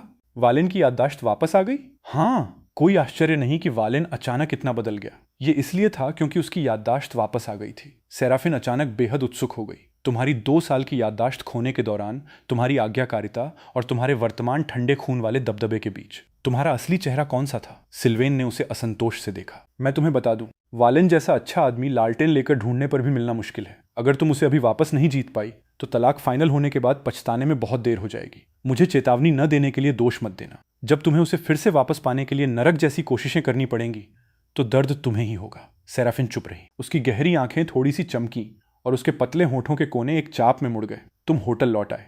जैसे ही तुम कमरे में दाखिल हुए, एलोवेन ने उत्साह से अपना लैपटॉप उठा लिया। वालेन, मुझे मिल गया। मैंने पता लगा लिया है कि मास्टरमाइंड कौन है। एलोवेन ने 2 साल पहले के द एक्लिप्स के लेन देन के रिकॉर्ड की जांच की थी। उसे तुम्हारे नाम का एक दस्तावेज मिला जिसमें केवल एक बैंक खाता संख्या थी। इस खाता संख्या को ट्रैक करते हुए उसने पता लगाया कि 2 साल पहले तुम्हें कौन मरवाना चाहता था। एलोवेन ने एक शब्द नहीं कहा, बस टैबलेट सीधे तुम्हें सौंप दिया। तुमने इसे लिया और नतीजे देखकर तुम्हारे चेहरे के भाव पूरी तरह बदल गए। जिन सिटी का स्टर्लिंग परिवार, जिन लोगों ने 2 साल पहले तुम्हारा शिकार करने के लिए हत्यारों को काम पर रखा था, वे वास्तव में तुम्हारे अपने परिवार के ही लोग थे। तुम्हें विश्वास नहीं हो रहा था। तुम बस अपने दादाजी को फोन करके उनसे साफ साफ पूछने ही वाले थे कि अचानक कंप्यूटर स्क्रीन पर एक न्यूज विंडो पॉपअप हुई। बास्टियन, जिन सिटी का नंबर 1 राजकुमार, थॉर्न परिवार की सबसे बड़ी बेटी के साथ शादी के बंधन में बंधने के लिए तैयार है। शादी की तारीख तय हो गई है। हेडलाइन के नीचे उनकी शादी की तस्वीर थी। तुम तस्वीर को ध्यान से घूरते रहे। तुम्हारा दिमाग पूरी तरह से सुन्न हो गया था। बास्टियन, तुम्हारा चचेरा भाई एलिसिया, तुम्हारी मंगेतर, जिसकी 5 साल पहले तुम्हारे साथ सगाई हुई थी, वे सच में शादी कर रहे थे। तुम वहीं पर फट पड़े। क्या उन्हें सच में लगा था कि मैं मर गया हूं? तुम तुरंत जांच करने के लिए ऑनलाइन गए। परिणाम स्वरूप तुम्हें 2 और भी ज्यादा विस्फोटक जानकारियां मिली। पहला, स्टर्लिंग परिवार ने 2 साल पहले तुम्हारी मौत की घोषणा कर दी थी और यहां तक कि तुम्हारे लिए अंतिम संस्कार भी आयोजित किया था। दूसरा, तुम्हारी मौत के भारी दुख के कारण दादाजी स्टर्लिंग को लकवा मार गया था और वे पैरालाइज हो गए थे। तुरंत तुम समझ गए। तुम्हारे दादाजी स्टर्लिंग परिवार के एकमात्र ऐसे व्यक्ति थे जो तुम्हारी वास्तविक क्षमताओं को जानते थे। जब तक वे अपनी आंखों से तुम्हारी लाश नहीं देखते, वे कभी विश्वास नहीं करते कि तुम मर चुके हो। इसका क्या मतलब था? तुम्हारी नजर वापस उस बैंक खाता संख्या पर पड़ी। तुम्हारे माता पिता का कम उम्र में ही निधन हो गया था और तुम्हारे दादाजी ने तुम्हें बचपन से ही वारिस बनने के लिए तैयार किया था। अगर तुम मर गए तो सबसे बड़ा लाभार्थी कौन होगा? अगले सेकंड तुमने सीधा आदेश जारी किया, अपना सामान पैक करो। कल मैं जिन सिटी वापस जा रहा हूं, अगले दिन हवाई जहाज पर। पिछली रात तुम ठीक से सो नहीं पाए थे, इसलिए बोर्ड करते ही तुमने सोने के लिए आई मास्क पहन लिया। किसने सोचा था कि जागने पर तुम्हारे पास एक जानी पहचानी आवाज गूंजेगी? वालेन, तुमने अपने दांत पीसे। उसने सच में शांत भाव से तुमसे पूछने की हिम्मत की थी, क्या सिल्वेन ने तुम्हें बताया कि मैं जिन सिटी बिजनेस ट्रिप पर जा रही हूं? तुमने तुरंत अपनी भौहें सिकोड़ी। तुम्हें लगता है कि मैं तुम्हारा पीछा कर रहा हूं? क्या तुम नहीं कर रहे? तुमने सीधे अपनी आंखें घुमाई। सेराफिन, कृपया थोड़ी शर्म करो। इसके परिणाम स्वरूप दूसरी तरफ एलोवेन ने भी अपना आई मास्क उतार दिया। वो पूरी तरह से घिनौनी लग रही थी। सेराफिन, हालांकि उसके साथ माथा पच्ची करने के मूड में नहीं थी और इसके बजाय उसने तुमसे पूछताछ की, तुम जिन सिटी किस लिए जा रहे हो? एलोवेन ने तुरंत पलटकर जवाब दिया, एक पूर्व पत्नी के रूप में तुम्हें वालेन के मामलों में दखल देने का क्या अधिकार है? सेराफिन की आंखें काली पड़ गईं। वालेन और मुझे अभी तक हमारा तलाक का सर्टिफिकेट नहीं मिला है। एलोवेन ने तुरंत ठंडी हंसी हंसी। क्या तुम्हारे पास पहले से ही तुम्हारा कीमती पहला प्यार नहीं है? तुम अभी भी मेरे वालेन के पीछे क्यों पड़ी हो, धोखेबाज? उसके पहले प्यार का जिक्र आते ही सेराफिन का चेहरा काला पड़ गया। ठीक उसी समय केबिन के पीछे से अचानक हंगामा मच गया। हाईजैकर्स अपहर्ताओं को फर्स्ट क्लास में घुसते देख तुम्हारा मूड एकदम खराब हो गया। सेराफिन जैसी घटिया औरत से टकराना काफी बुरा था, लेकिन उस पर से एक प्लेन हाईजैक में फंस जाना, तुम सच में किसी को पीटना चाहते थे। कुल 6 हाईजैकर्स थे, सभी बंदूकों से लैस। उनका लीडर कॉकपिट की ओर एक आदमी को ले गया और बाकी 4 को तुम सब पर नजर रखने के लिए छोड़ दिया। तुम बस हिसाब लगा रहे थे कि कचरे के इन टुकड़ों को कैसे ठिकाने लगाया जाए कि 1 सेकंड बाद तुम्हारी कलाई को अचानक एक ठंडे हाथ ने पकड़ लिया। कोई जल्दबाजी मत करना। सेराफिन ने सच में तुम्हें अपने पीछे खींच लिया, तुम्हारी मौजूदगी को छिपाने की कोशिश करते हुए। अच्छे बच्चे बनो, ये हीरो बनने का समय नहीं है। उसने अपनी आवाज धीमी की। चुप रहो। लेकिन तुमने मानने से इनकार कर दिया। अपनी आंख के कोने से तुमने सबसे नजदीकी हाईजैकर को देखा और जोर से सेराफिन का हाथ झटक दिया। तुरंत उसके बाद तुमने अपना हाथ उठाया और एक तेज आवाज स्मैक के साथ उसे गाल पर जोरदार थप्पड़ मारा। धोखेबाज! ऐसे समय में भी तुम अभी भी अपने छोटे से खिलौने वाले लड़के के बारे में सोच रही हो। क्या तुम्हें मेरे प्रति कोई शर्म नहीं है? सेराफिन पूरी तरह से जम गई। उसके चेहरे पर एक जलता हुआ दर्द फैल गया। पक्के तौर पर इस हंगामे ने तुरंत हाईजैकर्स में से एक का ध्यान आकर्षित कर लिया। वो अपनी बंदूक तानते हुए पास आया। तुम क्या कर रहे हो? तुमने अपना चेहरा ढका, जोर जोर से रोने का नाटक किया। ठीक उसी समय जब वो केवल 1 कदम दूर था, तुमने उस पर छलांग लगा दी। उसने ट्रिगर दबाने की कोशिश की। तभी उसे एहसास हुआ कि बंदूक की सेफ्टी को तुम्हारी पकड़ ने कसकर पिन कर दिया था। बिजली की फुर्ती से तुमने उससे हथियार छीन लिया और उसे हथेली के एक ही वार से बेहोश कर दिया। उसी समय एक और हाईजैकर ने तुम पर बंदूक तान दी, लेकिन इससे पहले कि उसे ट्रिगर दबाने का समय भी मिलता, अचानक सिर पर गोली लगने से वो ढेर हो गया। तुम्हारे पास बर्बाद करने के लिए समय नहीं था। यात्रियों की चीख पुकार के बीच तुम सीधे कॉकपिट की ओर दौड़े। सेराफिन और एलोवेन तुम्हारे ठीक पीछे भागे। हालांकि जैसे ही तुम दरवाजे पर पहुंचे, एक बर्फ जैसी ठंडी बंदूक की नली तुम्हारे माथे पर मजबूती से टिका दी गई। हिलना मत! हाईजैकर ने तुम्हारी बंदूक छीन ली और तुम्हारे पीछे खड़ी सेराफिन और एलोवेन पर तान दी। रुको! अपनी बंदूकें इधर फेंक दो, वरना मैं इसका भेजा उड़ा दूंगा। सेराफिन ने तुम्हें देखा जिस पर बंदूक तानी गई थी और उसके चेहरे के भाव पूरी तरह बदल गए। लेकिन जैसे ही वो अपना हथियार छोड़ने की तैयारी कर रही थी, तुम अचानक किसी भूत की तरह हिले। हाईजैकर की कलाई को एक मौत की पकड़ में लॉक कर दिया। मौका पाकर सेराफिन ने अपनी बंदूक चलाई और हाईजैकर के सिर टेम्पल के आर पार गोली मार दी। तुमने फर्श से गिरी हुई बंदूक उठाई और कॉकपिट में घुस गए। एक बार फिर गोलियों की आवाज गूंजी। जब तक सेराफिन अंदर दौड़कर आई, तुम इंस्ट्रूमेंट पैनल के सामने पूरी तरह सुरक्षित खड़े थे और हाईजैकर्स का लीडर तुम्हारे पैरों पर मरा हुआ पड़ा था। भावहीन होकर तुमने घायल कैप्टन को नीचे उतरने में मदद की। कैप्टन को तुरंत मेडिकल मदद की जरूरत है। पूछो कि क्या विमान में कोई डॉक्टर है? सेराफिन ने फ्लाइट अटेंडेंट्स को बुलाया। हालांकि जब उसने अपना सिर घुमाया तो उसने तुम्हें पायलट की सीट पर बैठे देखा। वो पूरी तरह से हक्की बक्की रह गई। वालिन, तुम्हें प्लेन उड़ाना आता है? तुमने उसकी ओर देखा। मुझे आता है, सिर्फ जानने से कहीं ज्यादा। अतीत में मैंने जो उड़ाए हैं वो लड़ाकू विमान थे। 3 घंटे बाद हवाई जहाज सुरक्षित उतर गया। तुमने सबसे पहला काम प्लेन के सिक्योरिटी कैमरों को हैक करने का किया और अपने वाले हर एक फ्रेम को पूरी तरह से डिलीट कर दिया। तुम अभी तक एयरपोर्ट से बाहर भी नहीं निकले थे कि सेराफिन ने तुम्हारा रास्ता रोक लिया। वालिन, चलो बात करते हैं। वो तुम्हें एक जटिल भाव से घूर रही थी। उसकी आंखें सदमे से भरी थीं, लेकिन तुमने उसे तुरंत खारिज कर दिया। मेरे पास समय नहीं है। इतना कहने के बाद तुमने अपना सामान उठाया और जाने के लिए तैयार हुए। सेराफिन ने तुम्हें जोर से पकड़ा, तुम्हें दीवार के खिलाफ कसकर पिन कर दिया। तुम्हें लगता है कि तुम मुझे थप्पड़ मारकर यूं ही जा सकते हो?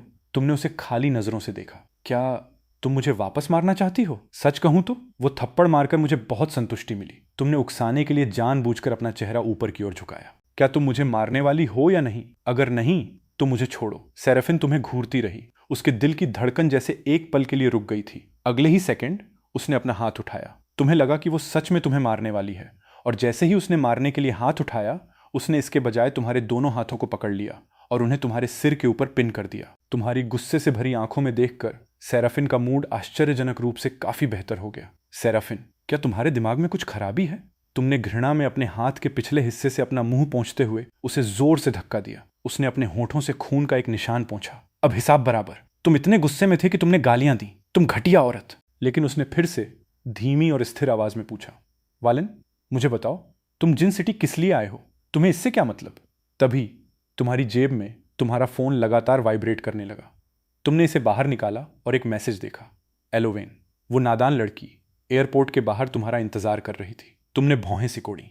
एलोवेन एक विदेशी नागरिक थी और उसकी पहचान कुछ संवेदनशील थी। अगले ही सेकंड एलोवेन खुशी से दौड़ती हुई अंदर आई। उसने खुद तुम्हारा सामान उठाने में तुम्हारी मदद की। वालेन, कार में बैठो। तुम कार के अंदर बैठे और तुमने जोरदार आवाज के साथ दरवाजा बंद कर दिया। पीछे केवल एक वाक्य छोड़ गए, सेराफिन, मेरे पीछे पड़ना बंद करो। डिनर खत्म करने के बाद तुमने रात के अंधेरे का फायदा उठाकर स्टर्लिंग परिवार की एस्टेट हवेली की ओर जाने का फैसला किया। उस समय जैसे ही तुम बालिग हुए थे, थॉर्न परिवार के साथ शादी का गठजोड़ करने के लिए तुम्हें वापस बुलाया गया था। वो सगाई का समारोह अविश्वसनीय रूप से हाई प्रोफाइल था, जिसके कारण अगले ही दिन थॉर्न परिवार के शेयर 5 पॉइंट उछल गए थे। फिर भी अब उनमें से किसी को भी नहीं पता था कि तुम लौट आए हो। तुमने अंदर जाने के लिए कुशलता से दीवार फांदी। तुम्हारे आश्चर्य के लिए स्टर्लिंग आवास के सभी बॉडीगार्ड्स को बदल दिया गया था और सुरक्षा पहले की तुलना में बहुत सख्त थी। तुम चुपचाप उस छोटी सी इमारत की ओर गए जहां तुम्हारे दादाजी रहते थे। पूरे इलाके की तलाशी ली, लेकिन बूढ़े आदमी का कोई नामो निशान नहीं मिला। अगर उन्हें लकवा मार गया है लेकिन वे घर पर आराम नहीं कर रहे हैं,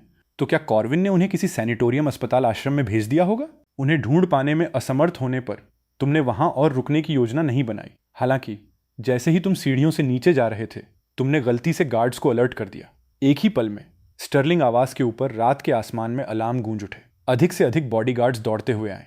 जल्दबाजी में तुम भागकर तीसरी मंजिल पर गए और सीधे एक हैंडसम आदमी से टकरा गए। बिना कोई और शब्द कहे तुमने उसे हथेली के वार से बेहोश कर दिया। तुम मुड़े और एक गेस्ट रूम में घुस गए, बालकनी से छलांग लगाने की तैयारी करते हुए। लेकिन जैसे ही तुमने अंदर कदम रखा, हवा का एक तेज झोंका तुम्हारी ओर आया। कमरे में कोई था। तुमने पीछे से दरवाजा लॉक किया और जैसे ही तुम मुड़े, तुमने सेराफिन को देखा। वो यहां क्यों थी?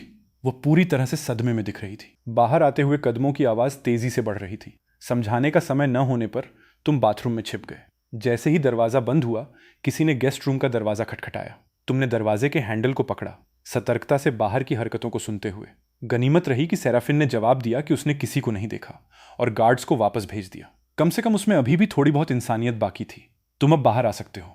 बॉडीगार्ड्स के जाने के बाद बाहर से उसकी बर्फीली आवाज आई। तुम बाहर निकले और तुरंत उसकी पूछताछ सुनी। तुम यहां क्या कर रहे हो? तुमने एक भौं उठाई, एक चिढ़ाने वाली मुस्कान पहनते हुए। यह सवाल तो मुझे पूछना चाहिए, सेराफिन। तुम मेरे घर में क्यों हो? तुम्हारा घर? सेराफिन पूरी तरह से स्तब्ध थी। तुम सच में स्टर्लिंग परिवार के सदस्य हो? अगर मेरा नहीं तो किसका घर हो सकता है? तुमने मेज पर रखे जूस के एक गिलास पर ध्यान दिया, उसे उठाया और पी लिया। हालांकि उसकी नजरें पूरी तरह से समझ से परे हो गईं। स्टर्लिंग परिवार में वालेन नाम का कोई व्यक्ति नहीं लगता। तुमने खाली गिलास नीचे रख दिया। चाहे कोई हो या न हो, तुम्हें आखिरकार पता चल ही जाएगा। और अधिक कुछ न कहते हुए तुम खिड़की से स्थिति की जांच करने के लिए मुड़े। कौन जानता था कि केवल 2 कदम चलने के बाद तुम्हारे पैर अचानक लड़खड़ाने लगेंगे। वालेन! तुम्हें घायल समझकर सेराफिन आगे दौड़ी और तुम्हें सहारा दिया। तुमने ऊपर देखा। तुम्हारे गाल एक अस्वाभाविक लाल रंग से चमक रहे थे। मुझे बहुत गर्मी लग रही है। तभी तुमने सेराफिन को ठिठकते हुए देखा। उसकी नजरें उस जूस पर टिकी थीं जो तुमने अभी अभी पिया था। धत तेरे की! ये सोचना कि यह आदमी सच में ड्रिंक में दवा मिला देगा। इतनी गर्मी है, मुझे बहुत बुरा लग रहा है। तुमने पागलों की तरह अपना कॉलर खींचा। तुम्हारी समझदारी का आखिरी कतरा भी तुम्हें खा रही उस भयंकर आग में पूरी तरह से जलकर राख हो गया था। आधी रात में तुमने अपनी आंखें खोली तो देखा कि सेराफिन तुम्हारे ठीक बगल में लेटी हुई है। सेराफिन की पलकों को फड़कते हुए देखकर यह संकेत मिलते ही कि वो जागने वाली है, तुमने अपने दांत पीसे। बिजली की तेजी के साथ तुमने उसकी गर्दन के पीछे एक वार किया। ठीक जब सेराफिन ने अपनी आंखें खोली, तुमने उसे बेहोश कर दिया। तुम्हारे जाने के कुछ ही देर बाद सेराफिन जाग गई। उसने अपनी धड़कती हुई गर्दन को मला। उसकी आंखों में एक गहरी दुश्मनी भरी चमक कौंध गई। वह कमबख्त आदमी मेरे साथ सोने के बाद उसने सच में मुझे बेहोश करने की हिम्मत की। उसके फोन की घंटी एक के बाद एक 2 बार बजी, यह महसूस करते हुए कि यह तुम्हारा एक मैसेज था। उसने इसे खोला और उसकी आंखें तुरंत 0 एब्सोल्यूट 0 पर जम गईं। तुमने उसे $9.90 $9.90 ट्रांसफर किए थे। साथ में एक टिप्पणी थी, खराब रिव्यू, बैड रिव्यू। सेराफिन $9.90 के ट्रांसफर को घूरती रही। उसका पूरा शरीर एक बर्फीली ठंडक बिखेर रहा था। वह कमबख्त आदमी, उसने उसे क्या समझ रखा था? और यह रिव्यू एक पूर्ण अपमान था। वालेन, तुम बस प्रार्थना करना कि तुम मेरे हाथ न लगो। इस बीच तुम उपनगरों में स्थित एक सैनिटोरियम तक गाड़ी चलाते हुए गए। तुम्हें पता चला था कि तुम्हारे दादाजी को चुपचाप यहां स्थानांतरित कर दिया गया था। अस्पताल के कमरे के अंदर से बास्टियन की ठंडी आवाज गूंजी। वो वास्तव में तुम्हारे दादाजी का हाथ पकड़े हुए था और जबरदस्ती उनके अंगूठे का निशान एक दस्तावेज पर लगा रहा था। इसके साथ जैसे ही एलिसिया और मैं शादी कर लेंगे, मैं स्टर्लिंग परिवार का एकमात्र वारिस बन जाऊंगा। बास्टियन ने बिस्तर पर कोमा में पड़े अपने दादाजी को घूरा और ठंडी हंसी हंसने लगा। दादाजी, आपको शुरू से ही मेरे पिता को वारिस के रूप में चुनना चाहिए था, वेलेरियस के बजाय। यह इसलिए है क्योंकि आप बहुत ज्यादा पक्षपाती थे। तो क्या हुआ अगर आपने उसे तैयार करने के लिए अपना दिल और खून एक कर दिया? क्या वो फिर भी हमारे हाथों मारा नहीं गया? इसके लिए आप खुद ही जिम्मेदार हैं। न केवल आप उसे वारिस बनाना चाहते थे, बल्कि आपने मेरी प्यारी एलिसिया की शादी भी उससे कराने की कोशिश की। मैं ये बिल्कुल बर्दाश्त नहीं करूंगा। तुम दरवाजे के बाहर खड़े थे। तुम्हारा पूरा शरीर ठंडा पड़ गया था। तुम्हारी आंखों में एक उन्मादी, कातिलाना इरादा उमड़ रहा था। थोड़ी देर बाद बास्टियन चलते हुए फोन पर बात करते हुए बाहर निकला। सूट आ गया? अच्छा, मैं अभी आता हूं। तुमने उसकी लौटती हुई परछाई को देखा। तुम्हारी नजरें ब्लेड की तरह ठंडी और तेज थीं। उनकी शादी 3 दिन बाद थी। तुम पक्का उनके लिए एक न भूलने वाला शानदार तोहफा तैयार करने वाले थे। तुम तुरंत कमरे में गए। तुम्हारे दादाजी, जिनका शरीर कभी इतना हट्टा कट्टा हुआ करता था, अब कंकाल की तरह कमजोर हो गए थे। उनका चेहरा पीला पड़ गया था, पूरी तरह से बुझने वाले दिए की तरह लग रहा था। तुमने उनकी नाड़ी पल्स चेक करने के लिए हाथ बढ़ाया और तुम्हारा शक तुरंत सच साबित हो गया। दादाजी को लकवा नहीं मारा था, उन्हें जहर दिया गया था। कॉर्विन, वो नीच इंसान, वो वास्तव में अपने ही सगे पिता के खिलाफ ऐसा जहरीला काम कर सकता था। अपने राक्षसी गुस्से को दबाते हुए तुमने तुरंत एलोवेन को बचाव रेस्क्यू का इंतजार करने के लिए एक मैसेज भेजा। फिर तुमने अपनी जेब से एक गोली निकाली और उसे अपने दादाजी के मुंह में डाल दिया। रात होते होते एलोवेन की व्यवस्था के तहत पूरी मंजिल के स्टाफ की जगह तुम्हारे अपने लोगों ने ले ली थी। तुमने जानबूझकर ईसीजी मॉनिटर से छेड़छाड़ की, जिससे एक क्रिटिकल कंडीशन का भ्रम पैदा हुआ, और अपने दादाजी को पहिए वाली कुर्सी पर बैठाकर ऑपरेशन रूम में ले गए। योजना उन्हें ऑपरेशन थिएटर के दूसरे निकास द्वार से बाहर निकालने की थी। हालांकि जैसे ही तुमने दरवाजे से बाहर कदम रखा, बॉडीगार्ड्स को एहसास हो गया कि कुछ गड़बड़ है और वे सीधे अंदर घुस आए। तुम्हारे दादाजी क्रॉसफायर में न फांसें, इसलिए तुमने एलोवेन को उन्हें पहले ले जाने का आदेश दिया, जबकि तुम उनके पीछे हटने को कवर करने के लिए वहीं रुक गए। लेकिन ये बॉडीगार्ड्स सभी एलीट फाइटर्स थे और वे बंदूकों से भी लैस थे। इस झड़प के दौरान तुम बाल 2 बार गोली लगने से बचे। सड़क के किनारे खड़ी कारों की ओर भागते हुए तुमने गोलियों से बचाव किया। तभी एक फेरारी तुम्हारी ओर दौड़ती हुई आई। एक परफेक्ट ड्रिफ्ट और टेल के झटके के साथ कार तुम्हारे ठीक बगल में एकदम तिरछी होकर रुक गई। गोलियां तुरंत उसके भारी बख्तरबंद बुलेट प्रूफ चेसिस से टकराकर रुक गईं। ये मानकर कि ये एलोवेन तुम्हें निकालने एक्सट्रैक्शन के लिए वापस आई है, तुमने दरवाजा खोला और बिना कुछ सोचे समझे अंदर बैठ गए। कार जलते हुए तीर की तरह आगे बढ़ गई। पूरी तरह से बॉडीगार्ड्स को चकमा देने के बाद ही ड्राइवर ने मुड़कर तुम्हारी ओर देखा। ये वो नहीं थी। तुमने क्या सोचा था कि वो कौन होगी? तुमने अपनी नाक मली, अपने ही एक सवाल से पलटवार करते हुए।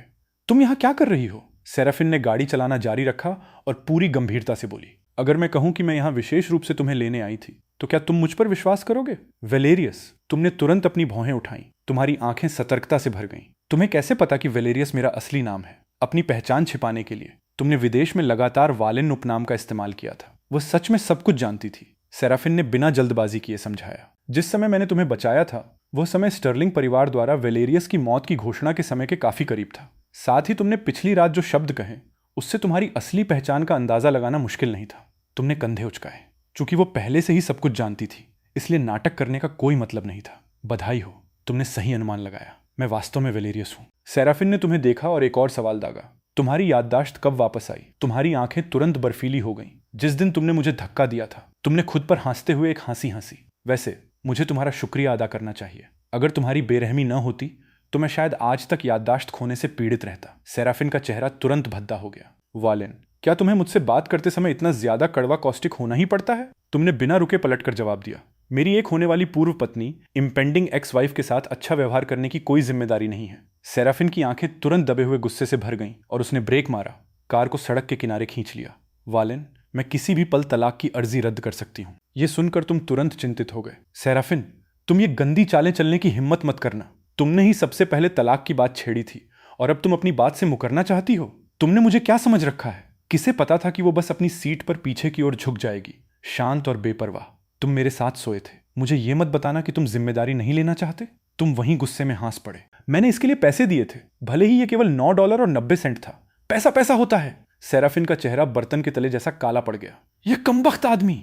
उसने तुम्हें कंधों से जोर से पकड़ा और सीट के खिलाफ पिन कर दिया। वालिन, तुम मुझे क्या समझते हो? तुम्हारे कंधे में अचानक दर्द की एक टीस उठी और तुमने ठंडी हवा की एक गहरी सांस खींची।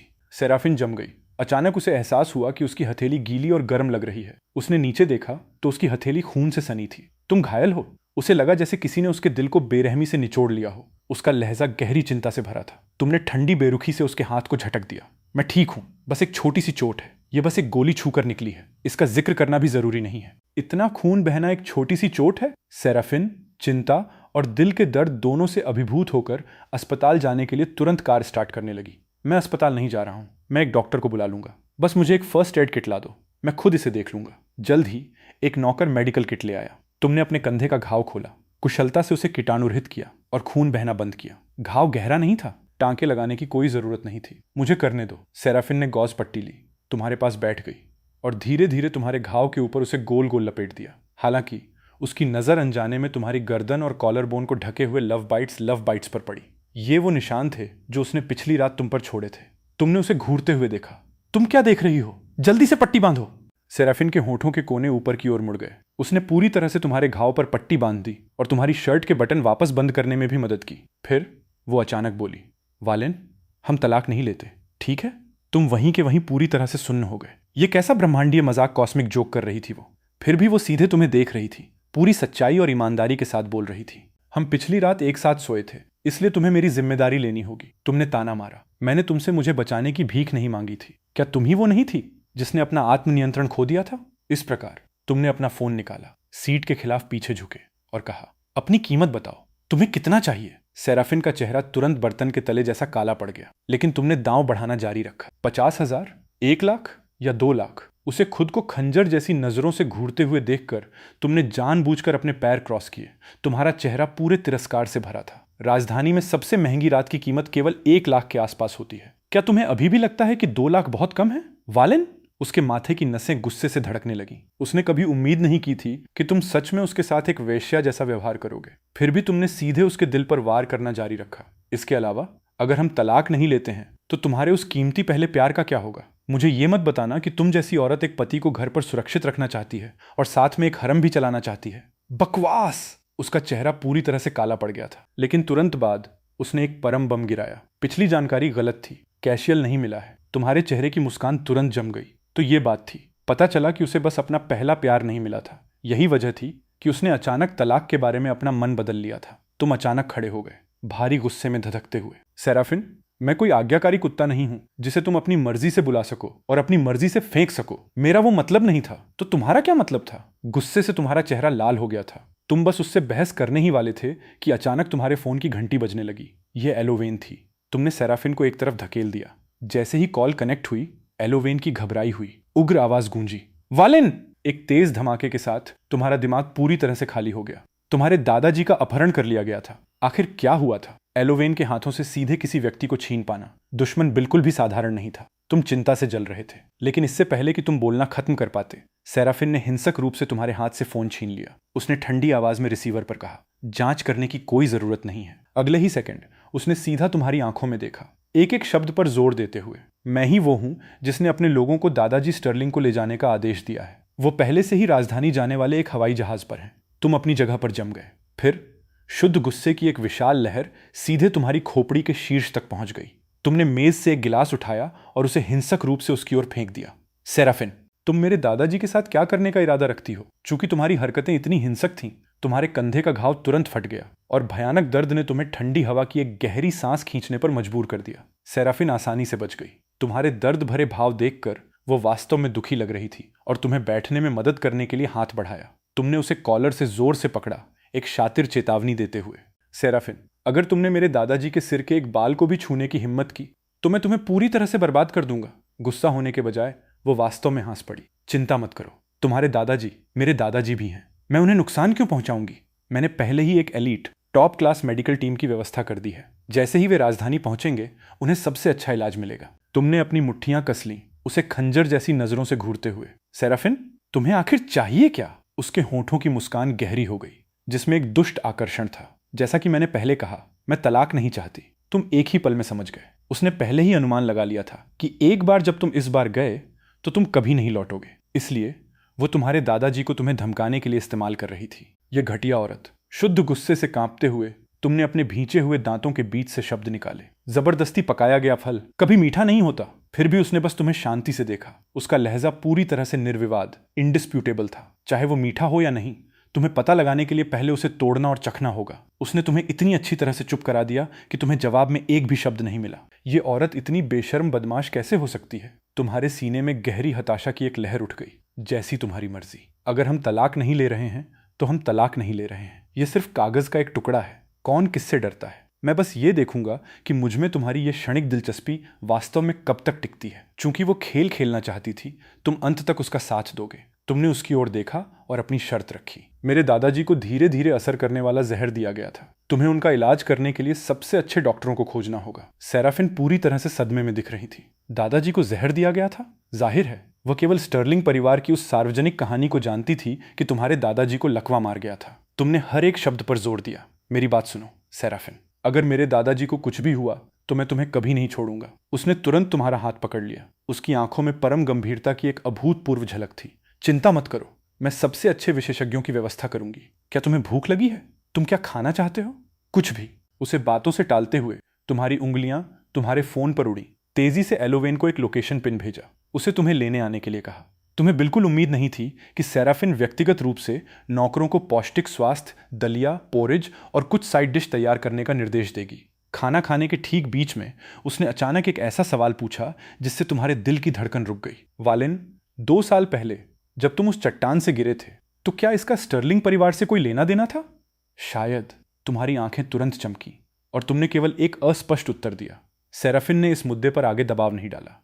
हालांकि उसका चेहरा तुरंत एक बर्फीले, उदास धुंध में घिर गया था। ऐसा लग रहा था कि उसने कुछ अनुमान लगा लिया था। आखिरकार जैसे ही तुम्हारी मृत्यु हुई, स्टर्लिंग परिवार के विरासत के अधिकार पूरी तरह से दूसरी शाखा कॉर्विन के हाथों में चले गए थे। जैसे ही उसने तुम्हारी प्लेट में खाना परोसा, वो अचानक बोली, अगर तुम बदला लेना चाहते हो तो मैं तुम्हारी मदद कर सकती हूं। मैं तुम्हें ऐसे तुच्छ मामलों से परेशान नहीं करूंगा। तुम उसका कोई एहसान नहीं लेना चाहते थे। इसके अलावा जब बदला लेने की बात आती थी तो तुम कभी दूसरों के हाथों पर भरोसा नहीं करते थे। वैसे भी अगर तुम्हें किसी चीज की जरूरत हो तो मुझे कभी भी बता देना। तुमने एक साधारण हामी भरी, लेकिन तुम्हारे दिल में कुछ और ही योजनाएं थीं। एलोवेन बहुत तेजी से आगे बढ़ी। तुमने बमुश्किल खाना खत्म किया था कि वो आ गई। हालांकि सेराफिन ने तुम्हें जाने का बिल्कुल कोई मौका नहीं दिया। वालिन, जब तक हमें तलाक का सर्टिफिकेट नहीं मिल जाता, हम अभी भी कानूनी रूप से पति पत्नी हैं। तुम बिस्तर पर बैठे थे। तुम्हारे होठों के कोने एक दुष्ट मुस्कान में मुड़ गए। क्यों ना हम थोड़ी देर में कुछ ऐसा करें जो कानूनी पतियों और पत्नियों को करना चाहिए। पिछले अनुभवों के अनुसार तुम जितने अधिक सक्रिय प्रोएक्टिव थे, वो तुमसे उतनी ही अधिक नफरत करेगी। अप्रत्याशित रूप से उसने उस तर्क को पूरी तरह से नजरअंदाज कर दिया, सीधे नीचे झुकी और तुम्हें अपनी बाहों के बीच कैद कर लिया। थोड़ी देर इंतजार करने की कोई जरूरत नहीं है। अगर तुम मुझे चाहते हो तो मैं तुम्हें अभी संतुष्ट कर सकती हूँ। तुम्हारा तुरंत दम घुटने लगा और तुम घबराहट में पीछे की ओर खिसके। मैं बस मजाक कर रहा था। मेरी बेचारी कमर में अभी भी दर्द है। हमेशा मेरा साथ देने के लिए धन्यवाद।